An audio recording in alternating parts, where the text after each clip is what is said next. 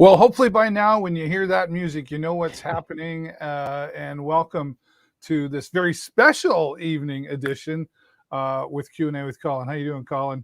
Good. How are you, Dave? I'm doing fantastic. Oh, look, and we've got our special guest. He's waving, saluting. Here we go. just under the hair of your chinny chin chin. You made it in here, Andrew. Yes, I was having a bit of issue there with the. I'm on a Mac, so I had to download the Google Chrome to get in here. So I'm here now.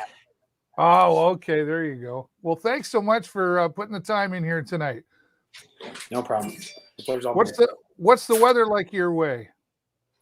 Cold. We've been getting this wave of minus 30 and high minus 20s for the past 8-9 days straight. So it's looking forward to some warmer weather, to be honest with you. Okay, I hear you. Well, you'd probably like it better down this way, eh, Collin? Yeah, the minus 10 we're having isn't seeming so bad anymore. With fluffy snow. Well, you guys got buried up there, like, what was that, last week? Last Monday, we got at least a foot, some spots over 1.5 feet of snow. But like they say, we don't get snow when it's cold. But we defeated the odds because it was cold before, during, and after that storm, and it's still cold today. Yeah. Well, for those of you who are just joining us, hello and welcome to this special Q&A with Collin and our friend Andrew from Offroad Towing. And the reason it's special, we're here on a Monday we're normally here like a Friday, Saturday. But there's something special happening tonight, right, guys? It's the season 6. Could you imagine, Collin, I'll start with you, season 6. We were just talking before we went live. It's like, how did that happen? Yeah, it's funny how the time just kind of flew by with this, like, thinking back, like now I really have to think back because people still, like, they're just catching up watching season 1. They're asking you about wrecks that are like from season 1. You're like, wow, that was that far back. Wow, holy wow. All right. Andrew, let me ask you, what's the journey been like for you on Heavy Rescue 401? Be honest with you, quite pleasant. We grew with the staff, like Collin said, we like six seasons now, and we were graced with the fact that we joined the same crew, the same heavy rescue crew that followed us every year. So they grew with us, they've seen our growing pains, and it's been quite the pleasant adventure of the past 6 years. And to be honest with you, I would do it all over again. Awesome. Collin, the same question. What's the journey been like?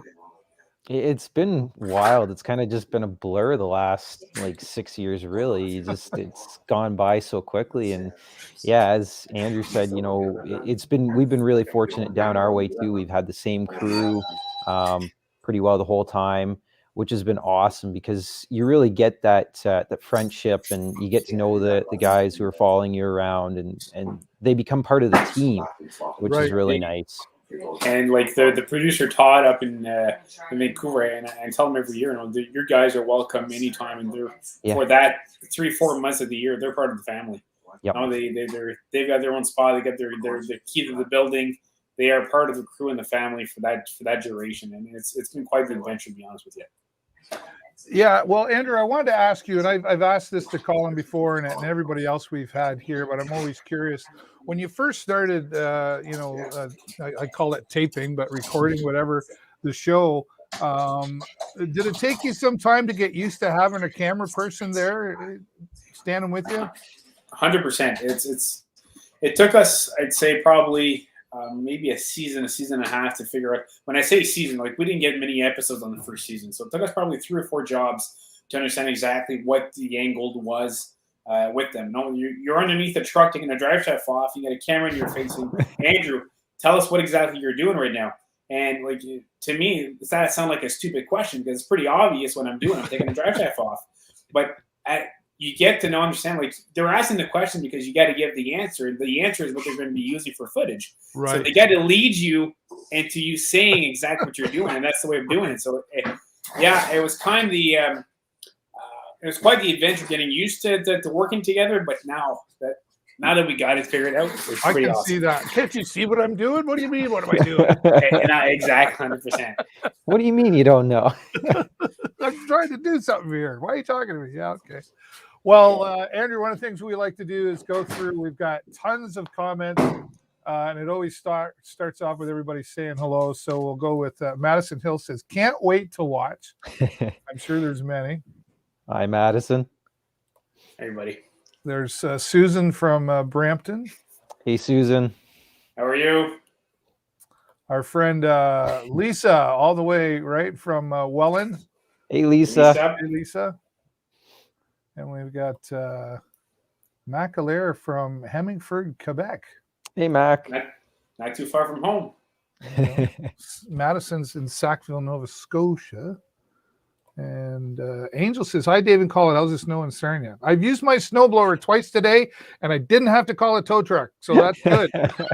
Good. Definitely a lot more snow than we've had all winter. I'll say that. Yeah, we've got really not much to complain about for snow around here. Carl Freeman, all the way from Oshawa. Hey, Carl. Oh, and happy birthday, Andrew. Is it your birthday today? It was my birthday yesterday. Oh, well, happy birthday. Thank you. I'm sorry that we're not going to sing to you. It's all They'd good. put us off air if we did that. Oh, and Valerie. Hi, Colin. And Hi, Valerie. Definitely get some favorites out here. Sean says, Colin is my favorite. The funny spot, Sean Michaud is actually, he actually works for me. He was actually in the office 30 seconds ago saying hi. So that's probably him leaving there. Yep. So he doesn't work for you anymore then. No, I see that. We're going to have a talk tomorrow morning, that's for sure. All right, Lauren. And there's Beverly. Some more happy birthday wishes from Thanks, George. Hi, Herb. Herb? David Colin. Do you get called Herb? Some periodically, yeah. Yeah. My grandfather was Herb, my dad's Herb, so some people think I'm Herb the Third. There you go. Could be good. I answer my dad's phone and everyone thinks I'm him. So you guys do sound alike, so definitely there. What do we got here? Gotta love the music. Oh, you just unplugged yourself.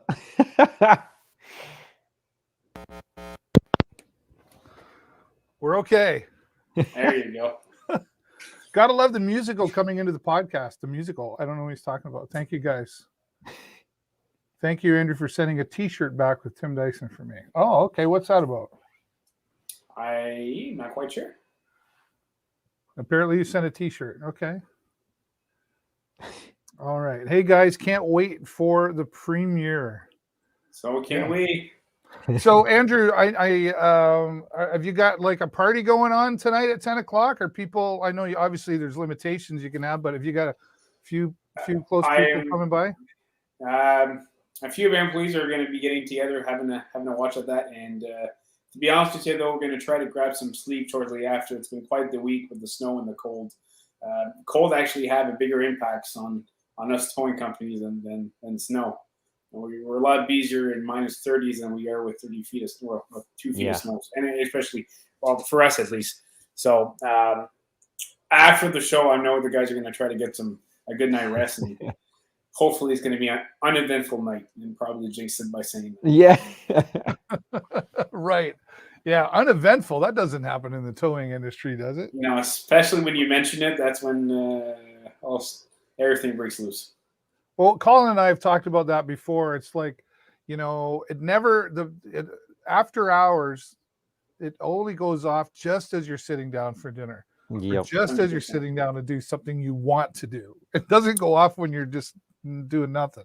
No, it's not when you're plugging in the truck and all dressed up. It's when you're actually taking your boots off and just about to have that first bite of your meal, of your warmed up meal. Yeah, that's when the phone rings. It never fails. Yeah. Bruce Lundy says, hi, Colin, Dave, and Andrew from Northern Michigan. Hello, back to Bruce. And we've got Kate Whitlock. She's a regular follower here. Hey, Kate. Hey, Kate. Good evening to you as well.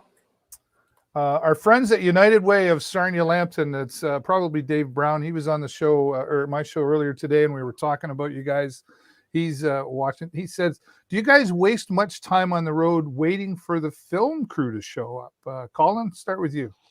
No, our guys are actually usually at the yard before we are. I'll be honest. They've got the cameras set up before we're even in the trucks. They're ready to go because they want to get the action as we're getting out the yard. They want to get the action as we're pulling up on scene. So usually by the time, we're at the yard, they're already there, set up, ready to go. And then they just throw their mics on us. We still have to get the trucks fired up. So they usually have a couple minutes there, which works out pretty good.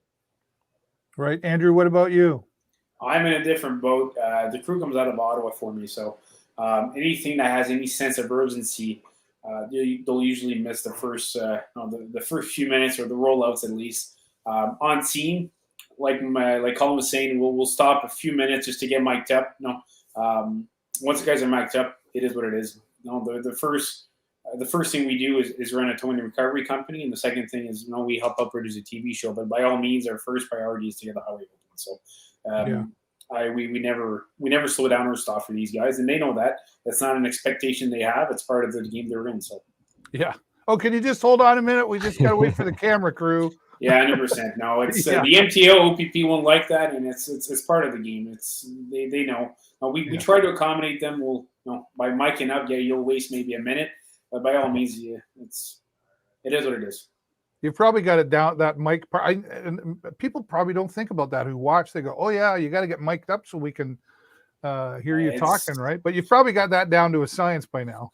Yeah, we're still talking. We're having a tailgate meeting, and by having that tailgate meeting, they're shoving down a mic down your shirt. It's part of, you get really comfortable with these guys after a while. So yeah. Very good.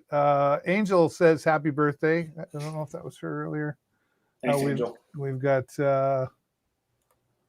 Irene from Merritt, BC. Hi, Irene. Nice.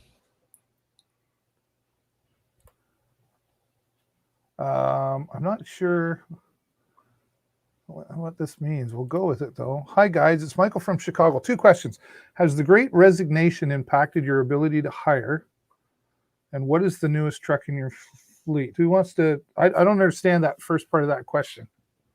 I think he's referring to over the last little bit, everything going on with the mandates and the truck drivers leaving. I think that's what they're calling the Great Resignation. Oh, okay.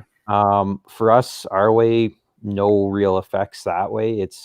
We've been pretty decent. Everyone's, pretty good at our shop. We haven't had to let anyone go, and no one's left us. So it's been good. We have a good solid crew with us this year, which is really nice. Okay. And what is the newest truck in your fleet, Colin? We just got a new flatbed about 6 months ago, something like that. I can't even keep track of when we got it, but we got a new flatbed, and that's pretty well it. We're just kind of going through the light duties right now, updating the fleet. Right on. Andrew? Same boat. I can't complain. Have the same crew. Especially like during the COVID, the whole vaccination passport, vaccination requirements. I was able to keep the same crew, and it's pretty hard to train somebody new. So now we've invested in our crew, and we respect people's choices. I've got guys that are vaccinated, got guys that aren't vaccinated, and I respect that. It's their choice. Again, I'm not trying to get into the debate of vaccination, but at the end of the day, I run a business, and I try to accommodate my employees as much as I can. So it's a two-way street. So as that, I'm not putting myself in a position where I got to look for hiring people, because I'd probably be in trouble if I did. So I'm trying to take care of the people I do have on my payroll right now. That's my priority. Very good. As for the newest truck, same thing as Colin. We're renewing the flatbed, the light duty division. So we got a brand new flatbed, 2022 Western Star 47 with a setback axle, equipped with a 20,000 pound NRC deck. Nice. That's going to be a nice unit.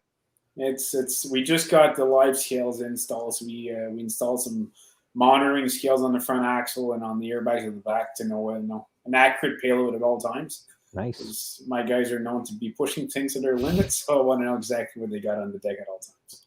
So yeah, that's the newest truck we got in the fleet. Very nice. Very nice. Jack Kane says hello, Dave, Colin, and Andrew from New York. Jack. Hey, Jack.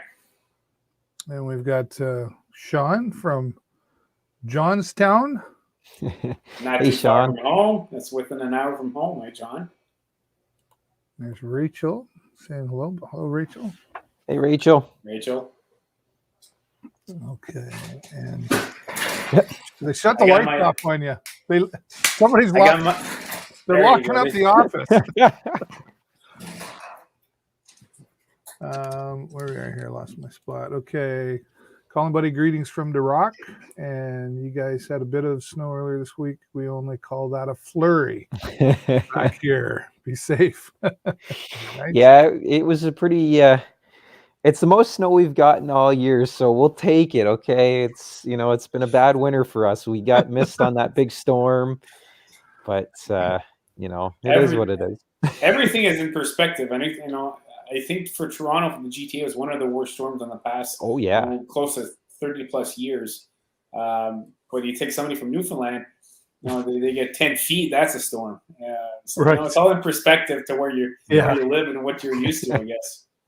And that storm completely missed us here in Sarnia. We were people were panicking, and then it was just didn't get a drop of snow, nothing here. But today we did. Let's talk about that. Colin, you were kind of sharing a bit of a story before we went live. We were kind of, snow's good for your business in an ironic sort of way, but obviously we don't wish any accidents, but you're there to take care of that. But the first snowfall really brings them out, doesn't it? Can you share what you went through almost today? Yeah, so it's it's just people seem to forget how to drive in the snow, and it's just one of those things. You always see the yahoos who are driving full tilt. I got my 4x4, I got my all-wheel drive, and they're doing 80 90 kilometers an hour, just whipping wherever they can. Yeah. Well, buddy was coming over the overpass by our shop, and I was heading to fuel the truck up, and I saw him coming over the overpass, and I knew he was doing a pretty good clip, and I saw the back end kick out on the truck, and I thought he was just toying around. And well, then it kicked the other way, and as soon as I saw it kick the other way, I knew he wasn't playing around. He lost control, and he kicked back around the other way, came right into my lane, and missed the front of the rotator by about 3 feet. So that was a little bit of a stressful moment for me, because I didn't want to have to make that phone call to my dad saying, it looks like the rotator's down, and yeah, it would not have been good. And what would you do if the rotator's down? Try to get it back up as fast as we can, honestly. But Fingers crossed, right? yeah, with the parts shortages right now, good luck. You're waiting weeks to months for some certain parts, and that's kind of the scary part. You can't have anything go down, and even worse yet, if you have a truck that you need to replace, it's 2 years out now. So you're really, if you're someone writes off a truck, they're waiting 2 years to get a new front end or even a back end for something. It's crazy. Wow. And that's costly.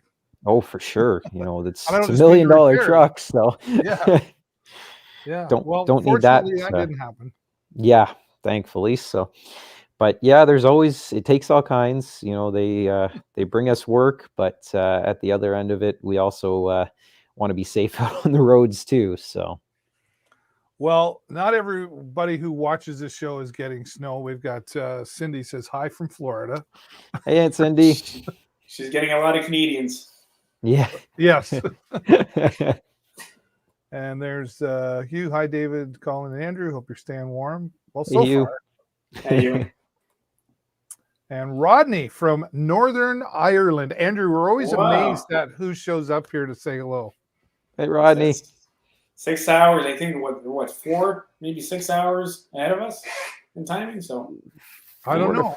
Alexa, what time is it in Northern Ireland? Of course you're not going to work. We're live. That never happened to Steve Jobs, did it? It's 12:22 a.m. Okay. That's a trooper.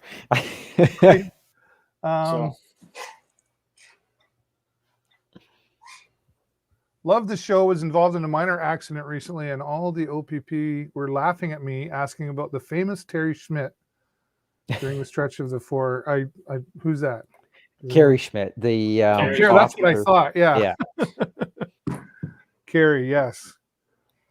Well, we're going to keep getting to your comments, so keep asking the questions, and then we'll come back to them. Of course, we're here tonight talking with Collin Vandenheuvel from Preferred Towing here in Sarnia, and our friend Andrew Vink from Herb's Towing, and we're grateful both of them to be here. But we're excited because coming up at 10 o'clock tonight, Heavy Rescue 401 season number 6 is happening on Discovery Canada, and this is being called When They Need Help, I'll Be There. I want to know who. I always find it interesting to look at the titles of all of these. I want to know who sits down and comes up with these titles, but they obviously camera guys sometimes, actually. Is it the camera guys? Yeah, sometimes it's the camera guys, sometimes it's production, because I'll always hear like our guys, they'll clip something and say, oh, this is what we're going to call this. They'll name each wreck, so, and then just depending on which wreck they put front and center, that's what name they'll use, from what I understand. Okay, very good. Well, we've got a clip here from what we can expect tonight, so we're going to show everybody this. Watch this, everybody, and we'll be back in about 30 seconds. This is a pretty big job. There's a truck on its side. It's probably pretty heavy depending on what's in the tank. We're gonna just look up what we've got here and find out what we're dealing with. The answer isn't specific, and it isn't good. It's just kind of a mixed load. It doesn't seem to have any specific hazards. It's just all around hazardous. It's some bad stuff. It's probably a waste product, so it's kind of a mixed substance. We just have to be careful. Whatever's in it. Probably nasty if it came out.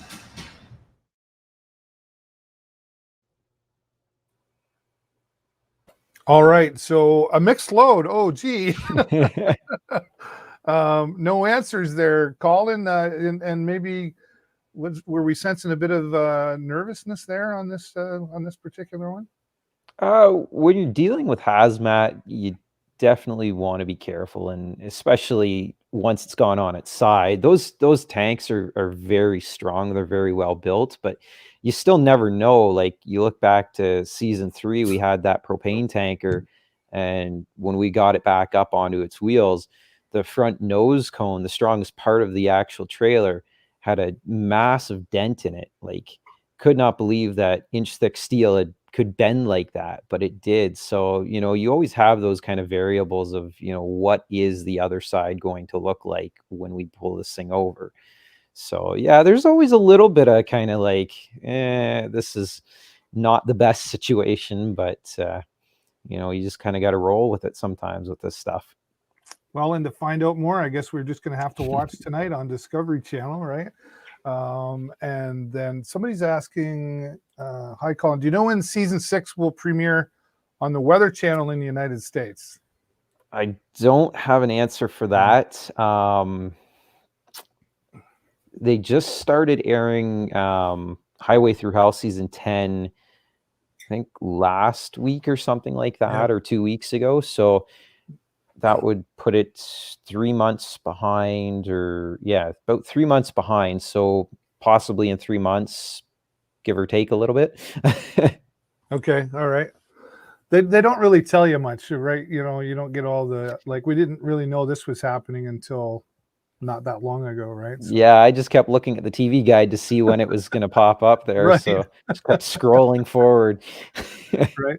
Andrew, back to you. Are we going to see you in tonight's episode, or are you able to tell us anything? It was a slow season for us last year in Eastern Ontario, so I think we're on 2 episodes this year. It was for Eastern Ontario. We didn't get much action last year.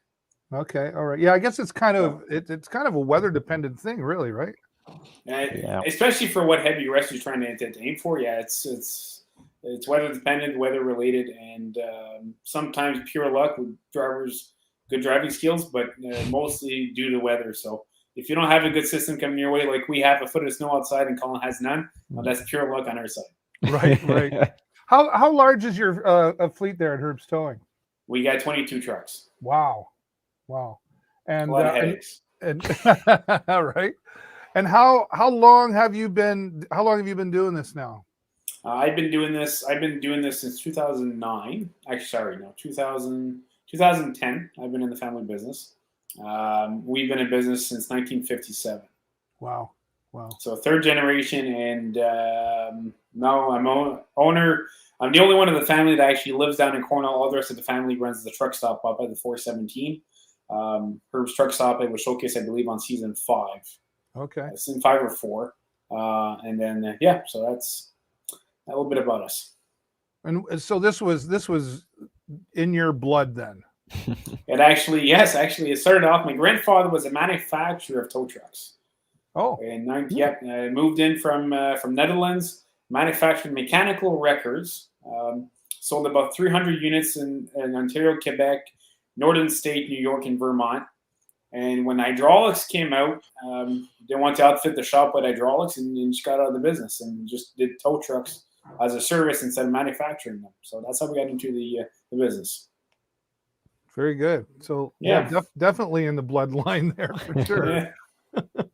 We've got Towman 127 is giving you a round of applause. And we've got Tony from Sarnia. Hello, Tony.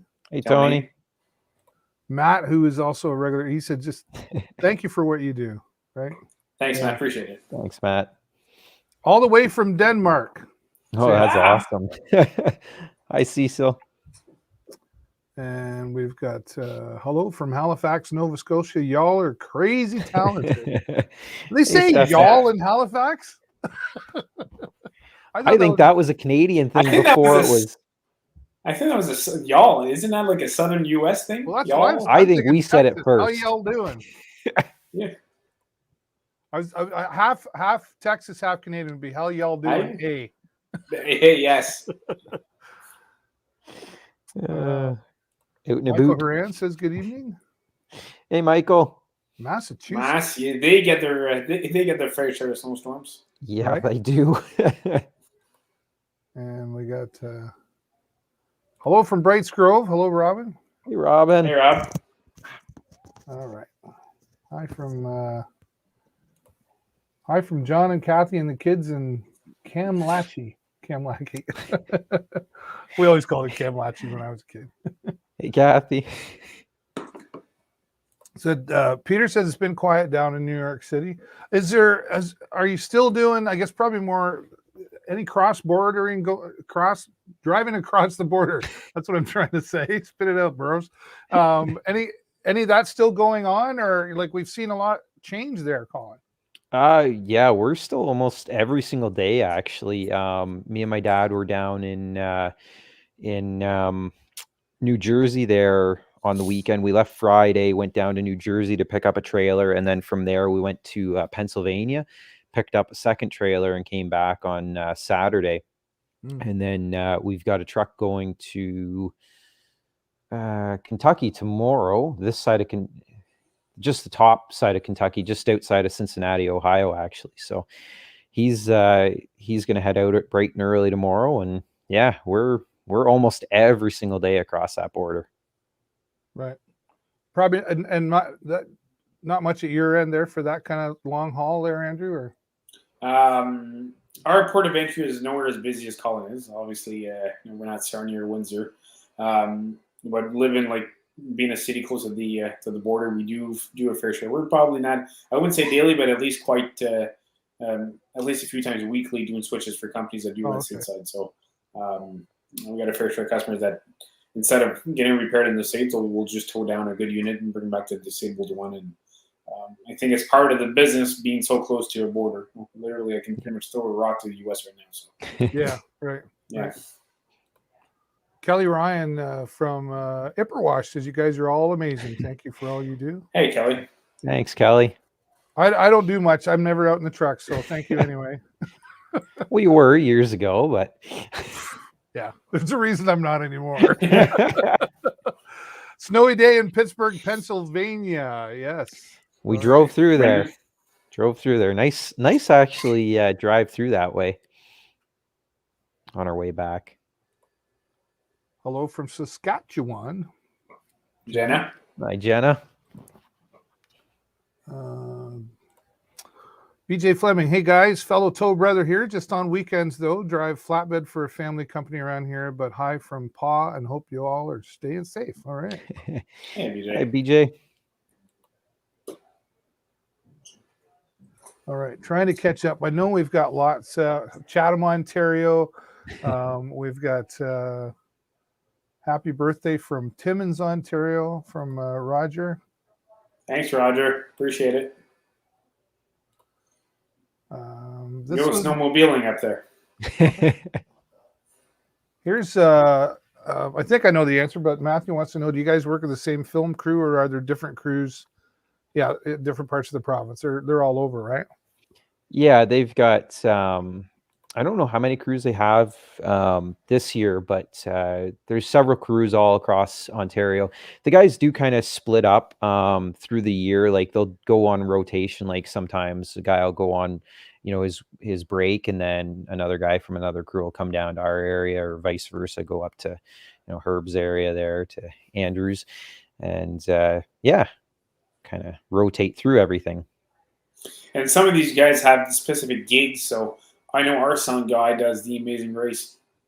So he leaves or just gets a tail end of it. So he comes in, or sometimes has to leave a little early for that, for the adventure of the Amazing Race. So sometimes we'll get a different sound guy. But overall, the camera guys, sound guys, pretty much all the same team. So we get to know them pretty good. Yeah. Well, like you said earlier, they're like family, right? Pretty much. They are family for that 3 or 4 months of the year. Yeah. Brandon wants to know, how far do you guys live from your shop, and do you take your trucks home? We'll start with you, Andrew. So I've got an emergency response truck with an hour board. Comes up at home every night with me, and I live literally less than 2 kilometers away from the shop, and that's within 2.5 kilometers from the 401. Convenient then. Yep. Yeah. Sometimes it being so close to the shop, sometimes it's hindering because they call you for petty stuff. But yeah, no. Overall, it's a good thing. Right, Collin? Yeah, I'm about the same. I'm 3 kilometers from the shop, so like 5-minute drive every day. I pretty well just have my personal pickup truck. I drive to work. When I was doing the light duty stuff more, I would have the truck at home, but I got a feeling the neighbors might not like the rotator parked in the driveway, so I leave that one at the shop. Probably a good idea. Usually there's a fine print somewhere in the bylaws. Yeah, right. My driveway may not like it either. What are they going to do? Tow you away? This is a fair point. Right. That's funny. Here's a good one we've never had. Thanks for the question, Stephanie Arsenault.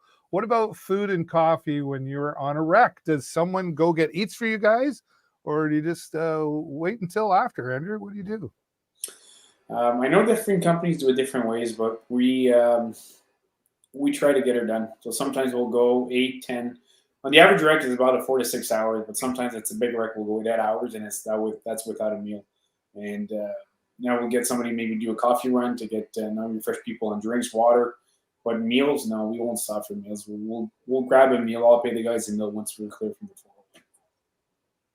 That's how I do it. I know not everybody's the same, but having a slice of pizza while the tractor trail's on its side on the 401, to me, we got to get the highway open. Yeah, but I would say like food is an important factor on this, probably more than the coffee to keep warm maybe, but like you've got to have some energy for yourself when you're out there working away. Maybe we feed off the adrenaline. I've never had any of my guys, by all means, I'm not trying to say I whipped them, but I never had anybody faint on me. So no, everybody's under the same mentality. The adrenaline rushes. We got to get this done and do it safely. And if we find it's an exhausting wreck, because you get loads where it's physically demanding to do the load transfer. Get a B train loaded with shingles and ask me 3 hours in how you're feeling. Your body, you're developing muscles you never thought you had. So, in instances like that, yes, sometimes we'll be prone to taking breaks more often than doing other jobs. But the overall rule is to try to get this thing done before stopping having a bite to eat. Right. That's the way we approach it. Collin, what about you? Yeah, for the most part, like we do like the coffee breaks and stuff like that. And every once in a while, like if it is like a super long wreck, my mom's really good. She'll go out and she'll get us all a bunch of sandwiches. So there's stuff that's like really easy to eat, which is really nice. So we're still working. We're just kind of one hand's eating, the other one's working the controls. So that's kind of Honestly, nice. if maybe Tammy was up here in Cornwall, maybe we get sandwiches too. It's probably maybe I You don't would have a have no Tammy choice, from my my offices. friend. That's why. You would have no choice. She watches out for us. That's good. I'd be more than willing to drive to you, Collin, and somewhere in Lambton County and bring coffee and donuts. I just don't want to unload any more tomatoes off. Oh, I see how it is. So I could have called you the other time there for that. I was working. I saw that. I couldn't do it. If it's a warm, sunny day, Different story. It was a nice, warm, sunny day. right? Well, I don't do mud either. Oh, come on. That would do good on the job interview day, Collin, would it? No, I'm thinking that's not going to pass, unfortunately. I'll bring the donuts. I got a flashy light on my van so I can drive through the anyway. Whatever. Perfect. Some more happy birthdays going out to you, Andrew. There's from Trevor. Thanks, Trevor. And hi, Andrew and Collin from Muskoka. Oh, nice. Hey, Steve. Nice. They probably have a ton more snow than we have. There you go. Pete was asking, he's from New Jersey. He wanted to know about the Weather Channel as well. A few months is looking like the answer. Yeah. There's Tim saying hello. He's just getting in from a 13-hour day. Thanks for being here, Tim. Hey, Tim. Hey, Tim. Somebody a little while back, I can't remember who it was asking. We'll put this out to both of you. Andrew, we'll start with you. Do you have a favorite truck in your fleet? Yeah, I do. I would say not because of the flagship, but I love our 80 ton. It's got capacity like no other. It's the thing is strong, and it does things surpassing me every time. And every time you put yourself in a position where you need to reach, or you need the capacity at full extension, that truck surpasses me every time. And I've worked with this truck for over 10 years now, so I've learned how to push it to its limit. So it's by all means, that truck is my favorite truck in the fleet. Okay, very good. Collin, same question. Favorite truck, but it's not in the fleet anymore, is going to be the second rotator that we had. And it's on the episode tonight. It was a 2012 NRC 65 tons. So it was a gorgeous truck, and it was just kind of, it was like really cool. It was a trucker's truck. So I enjoyed that thing. It had a big pre-emissions cat under the hood. So sounded good going down the road, tri-drive. It looked mean going down the road, big moose bumper. But I would say currently in the fleet, our new rotator is pretty sweet. That thing, the twin steer, it's a cool truck. Yeah, okay. Everybody's probably got their favorite. I can see that, but they've all probably got their point to it, right? Yep. 100%. For sure. Well, here's the obvious question that the first person I have. What can we look forward to in the new season this year? Okay, we saw a little clip of what we could expect from tonight. Obviously, you guys can't give too much away, or do you even know what's in there? Have you? Because you don't really get to see it before it comes out, do you? We get to watch our parts and just kind of make sure like the technical side of things is right. Like when they're talking about the technical side of things, we watch, just make sure that what they're talking about is what's actually going on. So I guess everyone's kind of seen, I've been alluding to it, the last couple live streams, people have asked about us not getting hurt, and I've alluded to the winch line flying at me, and now the previews show that. So everyone's going to get a taste of that here later in the season. I don't know when in the season it is, but it's coming up. I will say that, and you get to see the full experience of what I went through that day. So, all right. So, go ahead, Andrew. For this season, people are going to get to know me a little personally. We had the cameras come in a bit into my personal life. You guys are going to have the chance to see my wife and my kid, and see a bit of the nonsense that goes on in Eastern Ontario on the 401. So that's been more personally involved this year, I would say. Well, that's always a nice side to see. We've seen that from we've seen that from Collin and your family as well, and some of the others. What's the conversation been like for you and your family as far as understanding this business? Talking to me, David? Yeah, sorry, pardon me. Sorry. Okay.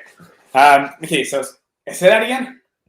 I just mean the conversation of and we've talked, Collin and I, before, and all the other guests. There's a conversation that happens between you and your family about, this is what I do for a living, and no, it's not 9 to 5. There has to be an understanding there between not just your spouse but your children as well, right? I'll be honest with you. I still have that conversation with the in-laws. Oh yeah, the in-laws. When you haven't been raised in the business, in the business perspective, or in the business world, you haven't worked for haven't been self-employed, or even working hours in the service industry where it's not regulated hours. I can tell my wife I'll be home tomorrow for dinner at 5, and I know that's a lie because I can't guarantee her I'll be there for 5. It's a line of work we're in. Mm-hmm. So now myself and my spouse, we've been together for over 14 years. So she got her fair share of the ups and downs of the towing industry, and we grew tremendously. So I find it gets a little easier as we get bigger. You get more people to rely on. You can delegate stuff. Smaller, we try to wear too many hats. But the in-laws still ask me questions. Why don't you let anybody else do that? Well, the guys pull their own weight. It's not because I have employees on the payroll that I gotta let them do it. They're tired too. They do their fair share. I see what they do. Everybody's got to pull their weight, including the boss. Yep. Yeah. Yep. And it's hard to walk away when it's your own thing, right? Sometimes you gotta there's times when you probably can, but do you struggle with that? Like, I could probably let them go do that, but that's why I like to go on vacation somewhere where I've got no cell reception. I don't have a choice of letting go. But no, you're right, David. It's hard to sometimes be able to turn off that phone or to disconnect because there's a sense of attachment to it. And at the end of the day, it's your baby. It's what you do. It's your business. It's your company, and you try to take care of it as much as you can. And you entrust in people to take care of it as if it was their own. But at the end of the day, you still worry about it. So it's I think being able to disconnect sometimes you need it. The company needs it for you to disconnect, and so do you. So right. Sometimes they want you to go away. Yes. And sometimes it's very obvious they want you to go away. Right. There you go. Yeah. Eric Goddard is out there saying, hello, guys, and happy birthday. Hey, thanks, Eric. Stay safe, buddy. What do we got here? Here we go. Hello, David, Collin, Andrew from Nikki in Toronto. Hello, Nikki. Hey, Nikki. Andrew, when your son gets older, would you encourage your son to follow in your footsteps if he wanted to? 100%. I'd encourage him to do anything he wants to endeavor in life. But if he ever wants to get into this trade, I would definitely encourage him. I'll support him in anything he wants to do. So if he wants to get into family business, I'll give him all the tools and all the support he needs. But at the end of the day, I won't lead him or push him into any direction. So he'll do what he wants to do in life. Yeah. And how old is he now? He's 3 years old. 3 years old. Is he climbing the trucks yet or anything? He is tying everything up. He is rigging everything in the house. It's nonsense. I've got ropes tied up to the popcorn machine, to the chair to the handle, the fridge to the microwave. There's rope tied up everywhere. So it's he's getting into his rigor that's for sure. So there's a good chance the future star of there's a possibility, yes. If the seasons go up to that, yes, there's a possibility. There you go. Collin, you can kind of relate to that question, right? As far as the son, but you were in the trucks at 3 years old and everything else, right? Yeah. but this was your decision to get into this. In fact, there was actually some rules laid out for you before you were even allowed to get into this business. Is that correct? Yep, that is. My parents were pretty good about that. They wanted me to go out and experience, post-secondary, and I went and took business marketing at Fanshawe College, and from there I actually got the chance to go overseas and take a semester abroad. So I went to the Netherlands and got to experience a little bit more of the world, which was kind of cool. And I can see why my parents wanted me to do that, because not only did that allow me to see what else was possibly out there, but it also allowed me to look at the business from a different aspect. I really was able to see it from a business aspect instead of just becoming a driver. So it's been pretty cool that way. But my parents were kind of like, are you sure you want to do this? There's a lot of other cool stuff out there. And I had thought of other stuff, but it always came back to the towing. I grew up around this, and I grew up around the trucks and playing, out there in the compound and hooking stuff up. That's what I grew up with. So it all came back. Yeah, and hey, why not do what you love, right? Yep. Yeah, why Exactly. not do what you love, right? And it's, at the end of the day, it's your life, right? I mean, you have to live with the choices we make, blah, blah, blah, all that stuff. And if you weren't doing this, though, this question's come up before, Andrew, I'll come back to you. If you weren't doing the towing thing, do you have an idea of what you'd be doing? Something in the automotive industry, because I enjoy cars and the automotive industry. Like I'm a car nut, so it would have been something along the lines of the auto industry. So I guess it wouldn't have fallen too far from this, but still, yeah, it's just, this is always what I come back to. Yeah. Okay. Andrew, what about you? What would you be doing if you weren't doing this? What would it be? Without a doubt, I'd be a paramedic. Is that right? Yeah, I went to school to become a paramedic before I took over the family business. And funny how things happen. Everything happens for a reason, I guess. And took over the family business. But if this wasn't on the table, I'd definitely be a paramedic. Okay, very good. Yeah. Here's a question I don't think we've ever had coming from United Way of Sarnia Lambton. I've watched several episodes, but I don't remember seeing you deal with livestock on an episode. Is there a process to follow if that were to happen? Collin, you're laughing. Oh, Was there one? I think back to a couple of times where we've dealt with livestock, and I probably can't go into details because a certain organization might not be overly happy with us. But the farmers usually take care of the livestock, thankfully, because we're good with offloading product from a trailer, but when that product can fight back, that's a whole different story. Right. Okay, Andrew, have you had to deal with that? Yeah, we had a fair share of livestock deals. Surprisingly, they mostly happen in the fall or summertime. So yeah, I've never had a livestock wreck in the wintertime for some odd reason, but thankfully. And like Collin said, yeah, usually the farmers take care of, we've cattle, they'll gate the cattle on the 401s when they get another trailer. We've done chicken and ducks, and sometimes chickens, they'll bring in their own crew. We help out, after seeing, half a dozen cage lit up, we kind of get the gate behind it and try to help out. But when it comes to livestock, usually it's the cargo that the customer takes care of transferring them on their own. So. Yeah, I wouldn't want that one. Yeah. Let's see. By all means, there wasn't any chickens. We didn't win a record. There wasn't any chickens harmed by doing it, but one of my guys hit a chicken in one of the compartments on the rotator, and when I opened the door, the chicken pucked at me. So it was funny, but it's you got to make fun of these jobs. But yeah, no chickens were harmed in the process. Right.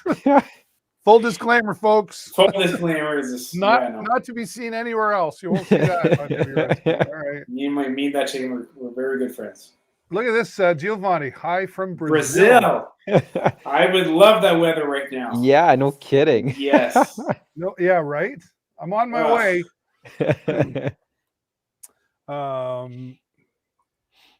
Don Stevens wants to know, trying to start off-road towing business. Any suggestions? Ooh. Yeah, there is. If you have yourself a skid steer, I know a guy up in upstate, I believe it's Wisconsin, that makes a awesome winch box. And that is one of your, probably the best tools you can get for off-road recoveries. We in the recovery business have also Oshkosh, which are famously known for plowing airports. They're about now 10 feet tall. You need 3-step ladders to get into the cab, and tires are higher than I am. And usually either 4x4 or 6-wheel drive, and those are an awesome off-road recovery as well. But I know Collin has used this winch box more than once, and yeah. For my fair share, they're quite worth their weight in gold. Yeah, well, it was funny. Like it showed up there, and we weren't expecting it. And then, of course, the week after it showed up, you know what? We had the perfect recovery for it. So it was like, all right, you know what? The tow gods have spoken. We're keeping this thing, and you know what? We've used it quite a bit since then. There's a notorious road down here that people keep driving down, and it's funny. I haven't had a single recovery there myself in all of my years doing this, but in the last month we've done 3 or 4 down this road. It's usually the tow company's out that way, but it sounds like everyone the last little while has just been turning it down because the road's gotten that much worse over the last year, and we're the only one with the skid steer and the winch box in the area. So that's what it's designed for. Yeah, it's perfect for that sort of stuff. So that is definitely a handy tool for doing those off-road recoveries. And I mean, depending on your terrain and what you're dealing with, there are quite a few YouTube channels that I watch. Just trying to think of any of the names of them, but I watch some of the stuff they do, and they go in with pickup trucks and winches. And I mean, it works, but yeah, the skid steer by far the best piece of equipment you could have for doing that off-road stuff. Now, mind you, if you are, traveling 2-3 hours on a dirt path, you're going to want something that can get there a little bit quicker, because the skid steer's only moving at 5-6 kilometers an hour. So you want something that can move a little bit quicker. But yeah, no, there's lots of YouTube channels out there to watch that sort of stuff. It's pretty cool, actually. I'm curious about. Do I know the road you're talking about? Mystery Falls. Oh yeah. Right. Sorry, I missed that. Yeah. Okay. Yeah. Mystic Falls. I think it's Mystery Falls. Yeah, Mystery Falls. I know what you're talking about now. Yeah. Yeah. There's a hill, and everyone goes down when it's like a snowy, really big like hill. Yeah. And they go down, and then they can't get back up. So we gotta sit up at the top of the hill and pull them back up. We went down there last year for the first time, Jennifer and I, and we were in the van, and I'm going, and it's one way pretty much at a time, and it was a beautiful day, and we kept saying like, boy, I wouldn't want to be out here on one of those days, yeah. So not everybody has the same thought process, David. Some people say it's snowy. It's like that seems like an adventure. The GPS is telling me to do it. Might as well do it. Yeah. Kind of like the guy doing fishtails down Indian Road today. Yeah, exactly. Not a lot going on up here. Oh, wow. Okay. Jackie Wellman says, hi from Wallaceburg. Hello, Jackie. Yes, I'll be. Hey, Jackie. I'll probably be down that way on the motorcycle again this year. I'll see if I can drag Collin out with me. Well, I won't be on the bike anymore, but we'll take the Firebird and you take the car. There you go. There we go. Justin Braley from David. Oh yes, I teach a dual credit class at the college. Hello, Justin, one of my students. Hey, Justin. Thanks, Justin. Again. Is poor dad on call or what? Hey, Greg. I don't know if he's on call tonight. We've had some issues with the on call the last couple of nights, just with everything going on. So we're just trying to figure out, because we've got guys going all over the place on their nights off, and So I don't know if he's on call tonight or if he's off. I'll have to ask him when I'm done here. I thought he was retiring. Yeah, he says that, but you and I both know how this business goes. Some days you think you can retire, and the next day you're running 4 calls at the same time. Right. I got to put the plug in there for this. These are the bobbleheads. I still got some bobbleheads. Hey, Dad, when are you going to retire? Never, son. Okay. That's my puppeteer work. But these are still available, right? So you can purchase these, and any of the merchandise you purchase from Preferred Towing does support the Ohana Landing Youth Transitional Housing Facility. Collin, if you wanted to share that quick so everybody who may not know about that. Yeah, so it's essentially a transitional house that my mom's come up with. Youth from 16 to 24 can stay there. You know, we're trying to help get these youth into a better place. These are homeless youth. You know, they either don't have a good home with their parents, or they don't have parents and they need somewhere to live and get on their feet. You know, and my mom has always done it that it's not a handout, it's a hand up. You know, they have to work on skills to be there and, you know, really become productive members of society. And that's been an awesome process. You know, one of the youth is actually transitioning out of the house now. She's just come up to the age cap, and she's moving on. She's got herself an apartment, and she's doing very well for herself. So it's awesome to see that now start coming to fruitions. You know, it's been going for, I believe, almost 3 years now. Yeah. So to really see those youth starting to transition, it's a pretty cool experience, you know, and my mom's very proud and I'm very proud of her. So it's been a very good process. She should be very proud. There's many in Yes, this community that yeah, right, Andrew, like there's so many people that are grateful for your mom and your dad's work, and I know you get a lot of great support from the community to keep funding it, to keep it going, and it's had a huge impact on our community. So if you want to support it and have some fun at the same time, you can get these. I got number 3. Yeah, 3 out of 250. And the build-a-block tow trucks, they're still around. Did you finally build yours?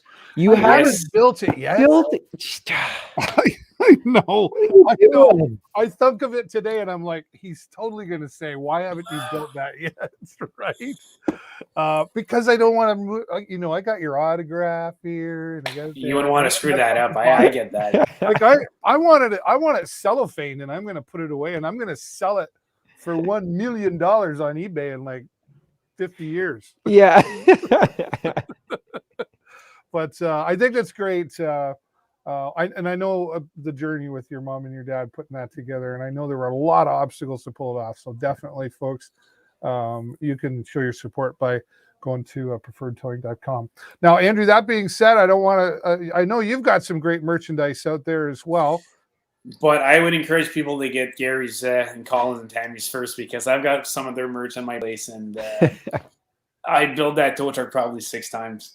That's awesome. Yeah, my son would. It's not toddler proof. Let's put it that way. So it's right. I had to re-go to the instructions. But no, honestly, I've got a lot of your merch at home. It's a great cause, guys, and we look up to you because it's something to be proud of. So everything, all the proceeds go to a good cause. So it's not like they're pocketing the money. People, please do, and then it's keep it up. On, Andrew. Very proud of you guys. So. That's awesome. Well, I'm actually going to buy a second one because I'll build one and then I'll keep this one in the box. There you go. I'm telling you, it's going to be worth something.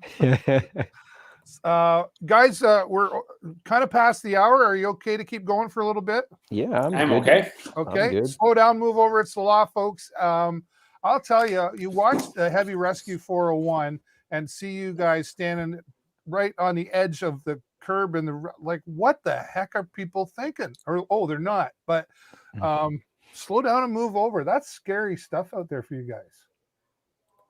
Yeah, it's, you know, as I've always said, it's our office. You know, you don't have cars whipping by you in your office. You know, obviously it's a little different if you're in an actual office, but you know, you don't have those hazards. You know, sitting in an office, you kind of get complacent and may forget, you know, when you're driving home in that 2-ton automobile at 100 kilometers an hour down the highway, it doesn't take much to lose control, doesn't take much to hit someone. And, you know, unfortunately, there was actually a tow truck driver killed this past week up your way there, Andrew, wasn't it?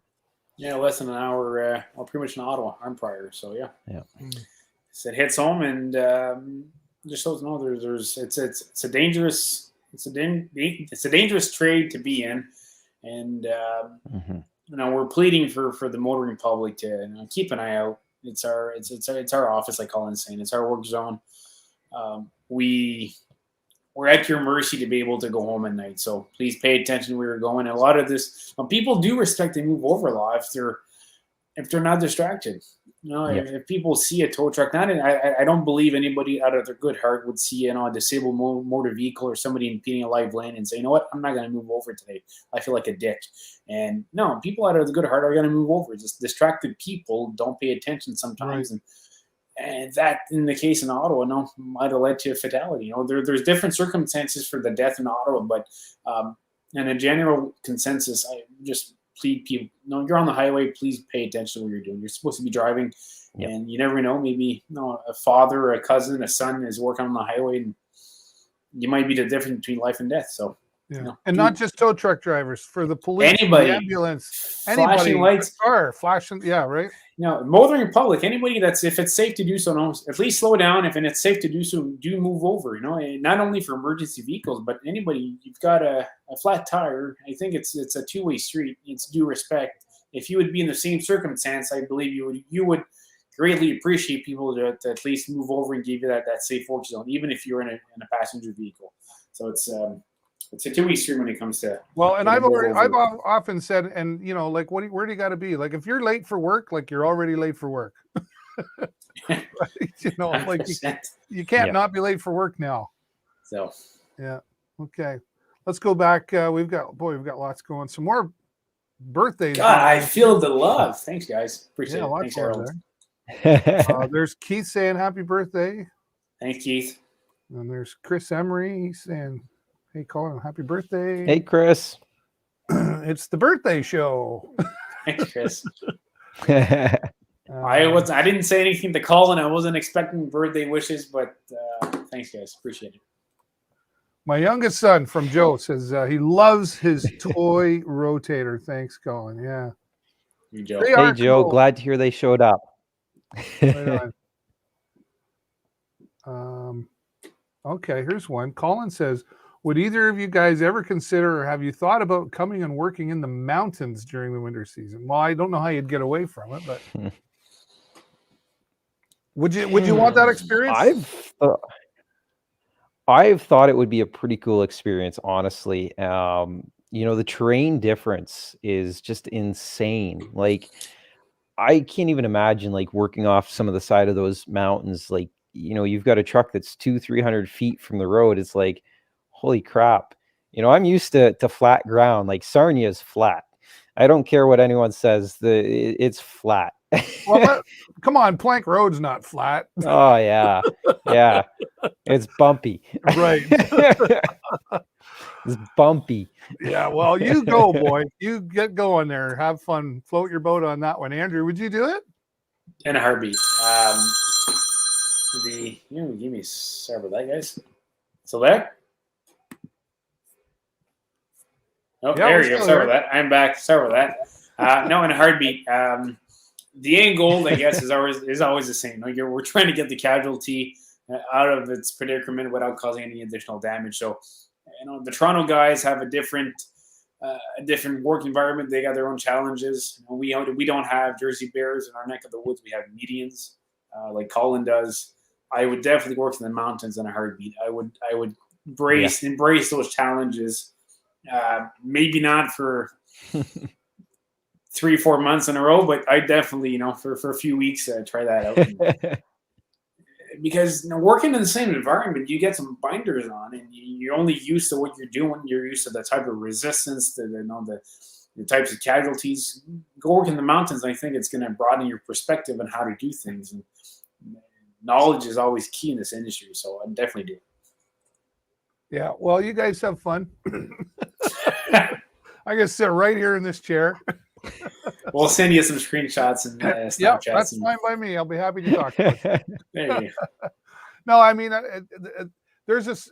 You kind of said it with the blinders on, right? You know, there really is a particular mindset into what you gentlemen and ladies, I might add, do in this industry, right? So, all those situations, you've got to be laser focused, and the distractions.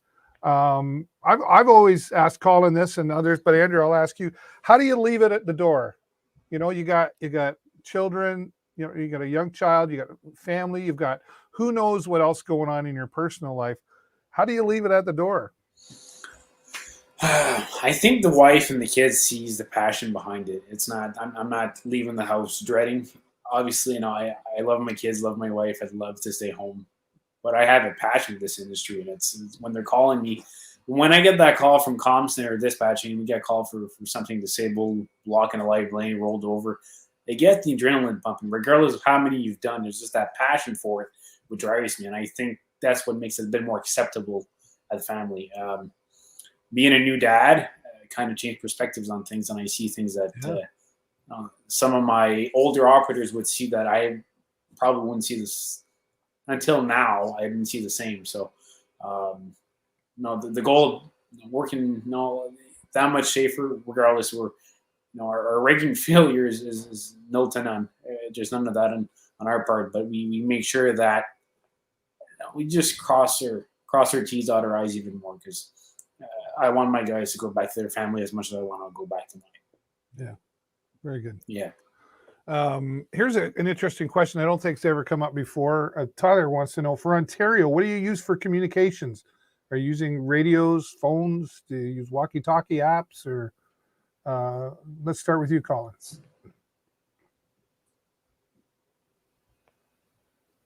Are you there, Collin? So yeah, we've got our 10-4 system on our cell phones. So it's essentially like walkie-talkies. And other than that, our messages come through as text messages. So, you know, it's pretty straightforward, really simple to use. We don't have any fancy equipment in the trucks. Just, yeah, nice and simple. That way we know it works. Yeah, right. Andrew, what about you?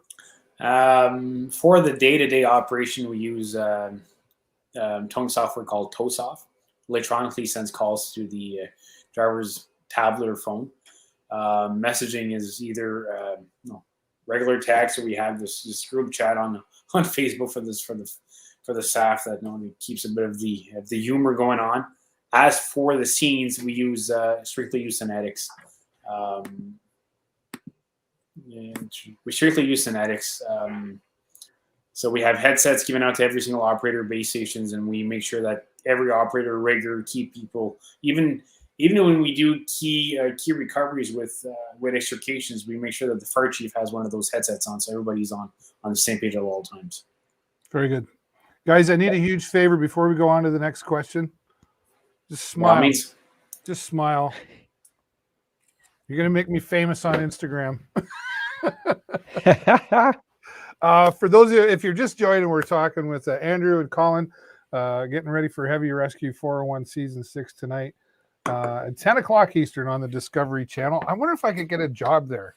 I would love, Collin. I keep saying one of these times, I wonder if they'd let me narrate, if we could get rid of the other guy just for a preferred towing segment or something. Just for a preferred towing segment. Right. I won't even charge money.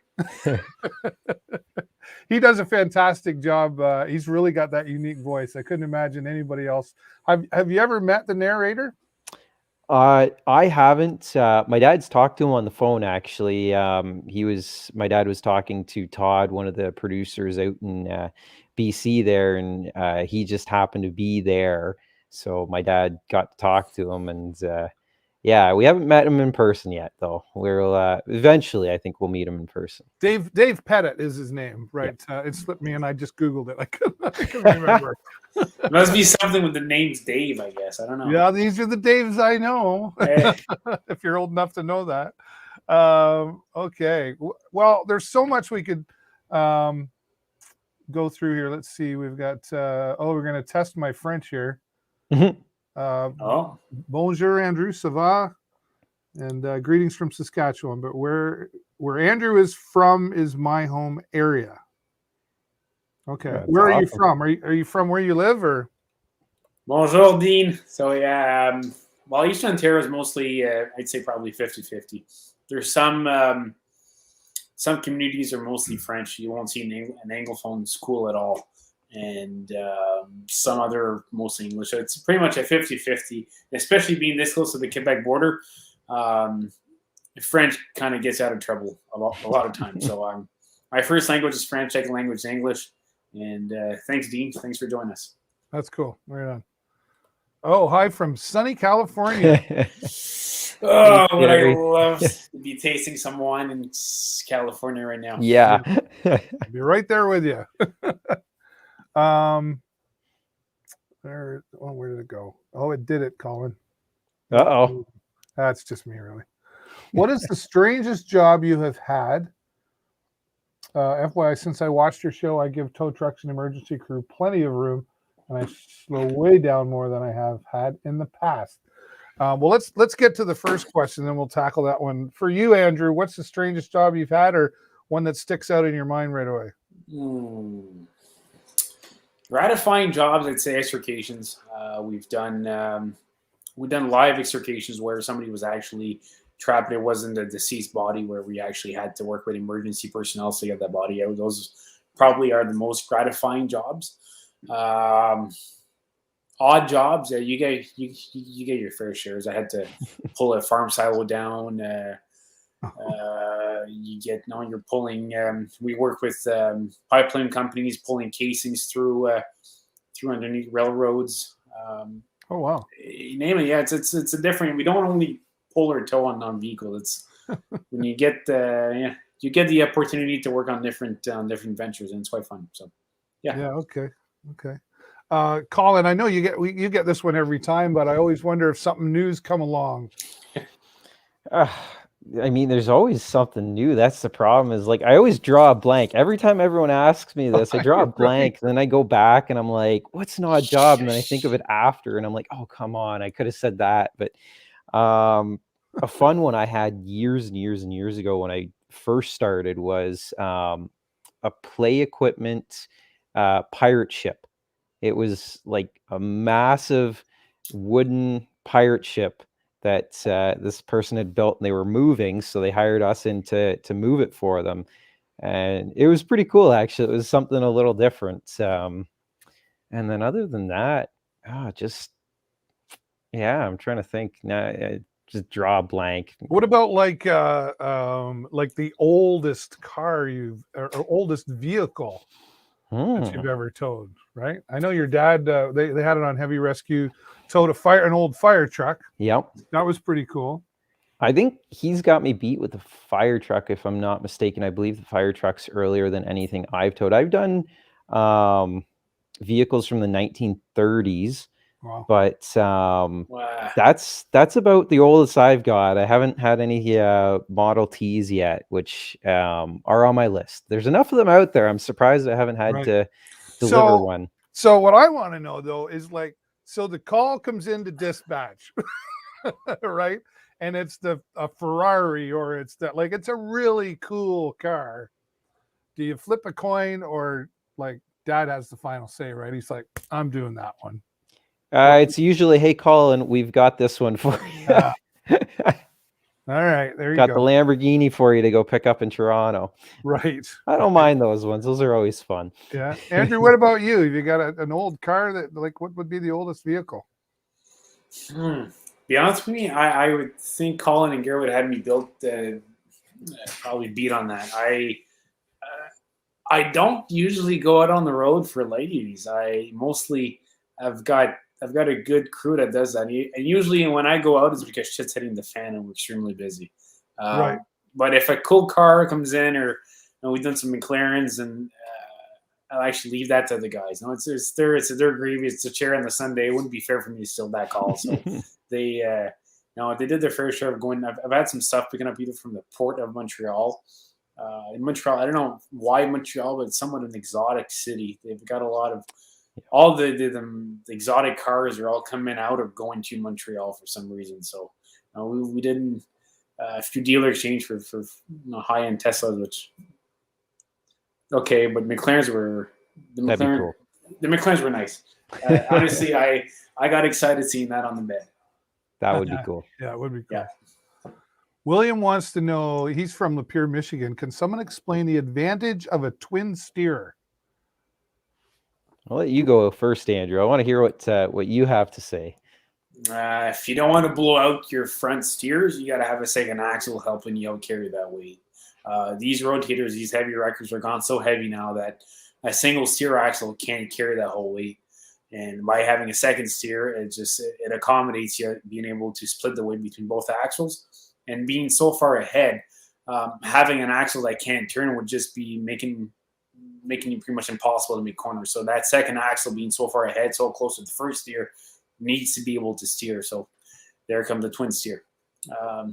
Just for weight. It's just without that, you'd be blowing tires and taking a ditch all the time. You need tires on the road to be carry the weight. Yeah, Okay, Collin. That's pretty well for us too. That was our main reason for going with the twin steer on our newest truck. The other thing we've actually come to find is it's great when you're doing heavy loads, towing like very heavy trucks, because now you've got that second steer axle, whereas typically when you're lifting with the tow truck, your counterbalance. So you've got that extra weight sitting up front now helping keep the front end down, and you've got that steer axle further back to help turn, which is really nice. 100%. I actually lost a bet to my dad. Twin steers, they're long trucks. Like our rotator is 42 feet, 41 some feet, and if you take an account from bumper to bumper to wheel lift, it's 41 feet. But if you take it into account to the second steer, it's that much shorter. So he got into an entrance, and the front end, the first steer axle was dangling over the ditch. It was like 6 feet off the ground over the ditch. And if you're able to use the chassis to its full potential, your truck is as short as that first steer. So it's to get into two tight spots, it kind of like even getting the 80-ton turnaround on sometimes on the 401, you can get the front end completely over the median. And as long as that second steer is on the road, you're fine. Yep. So right. It comes in handy sometimes. Yeah. There you go.